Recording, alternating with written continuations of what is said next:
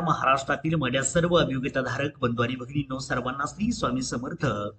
पवित्र portal log in वरती तुम्हाला कशा पद्धतीने तुमची निवड कुठे झालेली आहे या संदर्भातला हा खूप महत्वाचा व्हिडिओ आहे. ज्या वेळेसला आपण आपल्या लॉग इनला जातो, या ठिकाणी तुम्हाला सबमिट, म्हणजे इथे मी पहिल्यांदा विथ इंटरव्ह्यू साठी क्लिक केलं, त्यानंतर मी फेज 2 साठी क्लिक केलं आणि या ठिकाणी सबमिट म्हटलं की मला असं रिकमेंडेशन येतं. या व्ह्यू रिकमेंडेशन वरती मी क्लिक केलं की मला ज्या सिलेक्टेड ज्या संस्था होत्या त्या आलेल्या आहेत.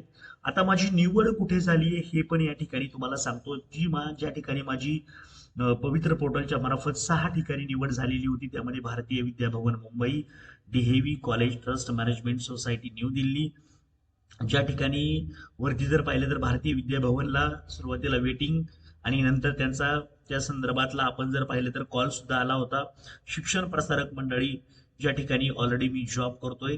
आता 3 नंबरचा जो मुद्दा आहे तो तुम्हाला मला या ठिकाणी दाखवायचा आहे की सिलेक्टेडचा ऑप्शन कसा येतो. इथे बघा 3 नंबरचा ऑप्शन जर पाहिला तर सिलेक्टेड आलेला आहे. बघा इथं सर शिक्षण प्रसारक मंडळी सेकंडरी हायर सेकंडरी आहे. 15 तारखेला माझा इंटरव्ह्यू होता. एकाच दिवशी अनेक इंटरव्ह्यू असेल तर तुम्ही रिक्वेस्ट करू शकता. पुढे कॉलेजचं नाव आहे सर परशुराम भाऊ महाविद्यालय असं नाव आपल्याला या ठिकाणी पाहायला मिळतंय. त्यानंतर पुढे जर पाहिलं तर इथे बघा, आता इथे तुम्हाला ऑप्शन दिसतोय. थोडक्यात इथे मला दाखवायचं, जी तुम्हाला दाखवायचं इथे बघा यस सिलेक्टेड. आणि इथे बघा तुम्हाला व्यवस्थितपणे तुम्ही जर पाहिलं तर इथे तुम्हाला ऑप्शन दिसतोय सिलेक्टेड म्हणून येतोय. आणि इथे माझी यस सिलेक्टेड 1261 माझी नेमणूक क्रमांक आहे 13/8/2025 सर परशुराम भाऊ कॉलेज जॉईन 16/8/2025. हा माझा शाला अर्थ आयडी आहे. आणि ज्या वेळेसला इथे बघा कोपऱ्यामध्ये तुम्हाला इथे हा म्हणजे दुर्बिणीसारखा भाग याच्यावर क्लिक जर केलं तर माझी कॉलेजची ऑर्डर तुम्हाला या ठिकाणी पाहायला मिळते. म्हणजे असं तुम्हाला संपूर्ण डिटेल तुम्हाला पोर्टल वरतीच पाहायला मिळेल. तुमचं सिलेक्शन झालेलं आहे त्या संदर्भात तुम्हाला लेटर सुद्धा आपल्याला अशा पद्धतीने पाहू शकता, ज्या ओपन मधून निवड झालेली. म्हणजे तुम्हाला सांगायचंय मला काय की तुमची निवड झालेली आहे ते सुद्धा तुम्हाला त्या ठिकाणी समजतं. आता ज्या ठिकाणी मी ऑलरेडी सांगितलं होतं की मला येणं शक्य नाही, त्यांनी रिजेक्टेडचा शेरा मला लगेच देऊन टाकला होता.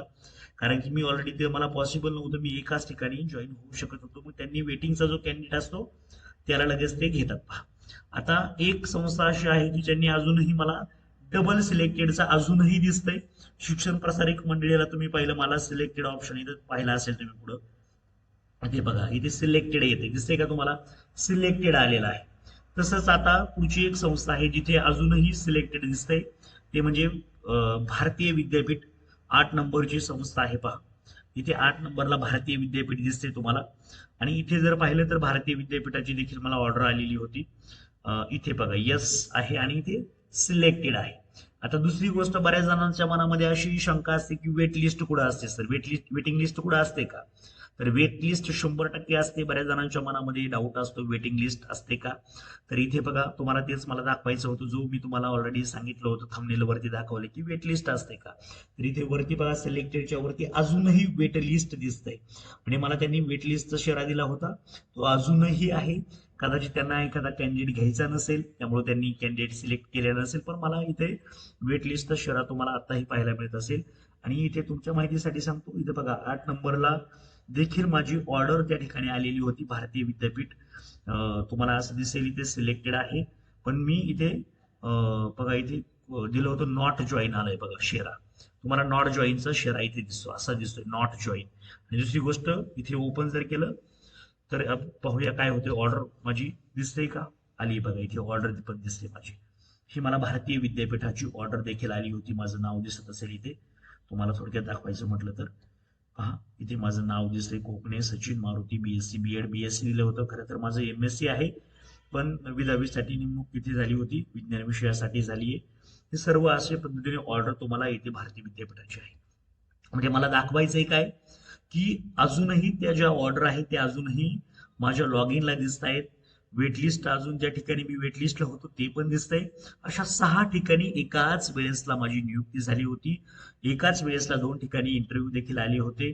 काही ठिकाणी मला जाता आलं, इथे मी अटेंडच केला नव्हता. खरं तर जिल्हा मराठीचं केस चालू असल्यामुळं ज्या संस्था आता विदाऊट इंटरव्ह्यूला सध्या आपल्याला पाहायला मिळते ती जिल्हा मराठाची संस्था आहे सध्या. ओके, तर त्यांची तारीख पण मला 16च होती. अशा पद्धतीने तुमची निवड नक्की कुठे कुठे झालेली आहे ते सर्व गोष्टी आपल्याला पाहता येतात. व्यवस्थितपणे तुमची सिलेक्शन झाल्यावरती नक्कीच एक आनंदाचा क्षण आपल्याला पाहायला मिळतो, ज्या ठिकाणी आपल्याला एक क्षण असा असतो की आपल्याला कोणत्याच प्रकारचा जॉब नसतो, परंतु एक वेळ अशी येते की तुम्हाला अनेक ठिकाणी तुम्ही रिकमांड होऊ शकता, तुमची निवड त्या ठिकाणी होऊ शकते. ओके, तर सर्वांचं काम या भरतीमधून व्हावं यासाठी सर्वांना शुभेच्छा. Thank you so much. All the best.